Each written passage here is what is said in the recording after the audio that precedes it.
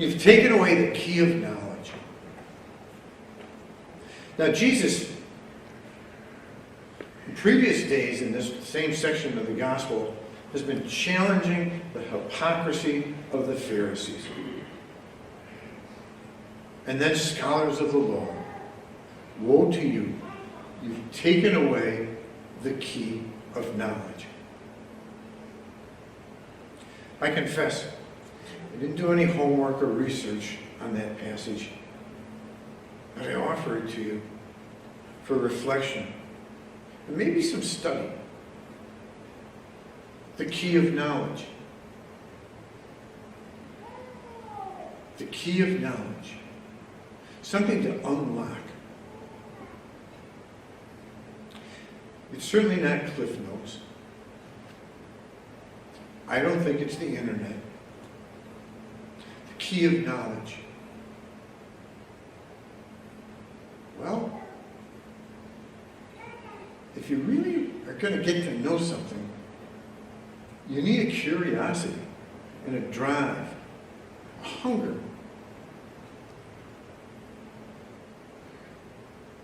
An intellectual probing. The key of knowledge. Now, what can take that away? Things like this.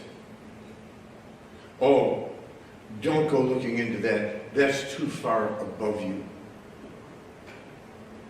Things like this. Rules and regulations. Rules and regulations. Don't do this, don't do this, don't do this, don't do this. Because that seems to be what the scribes and Pharisees had done. They had layered all these duties, details.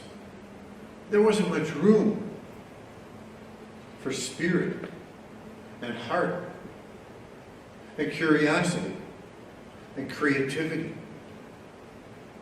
Just follow the rules.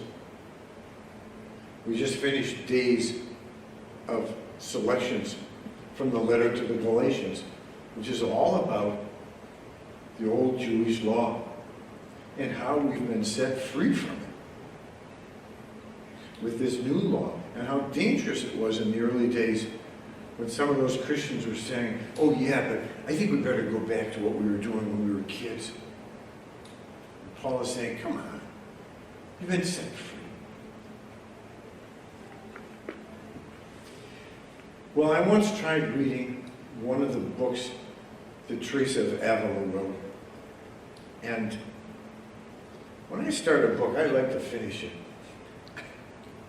I just could get nowhere. Her writing tends to be very poetic, very mystical, up there. Her life, frankly, was very practical and down to earth.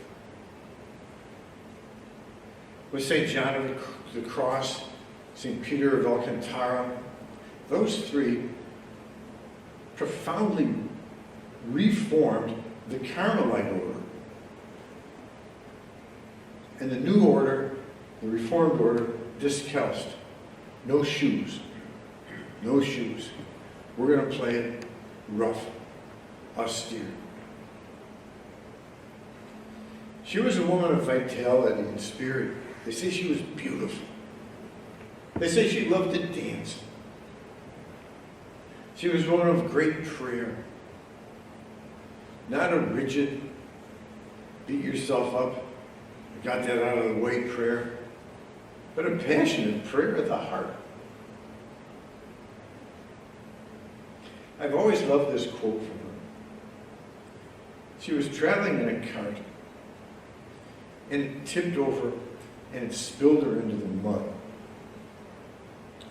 As she got up, she said this little prayer to the Lord. Lord, if this is how you treat your friends, no wonder you have so few of them.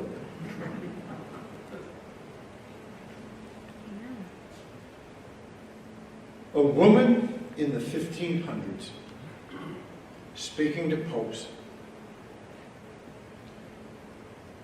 being taken seriously for her teaching. Where did that come from? She unlocked some keys to knowledge. She took steps that we're still admiring and honoring.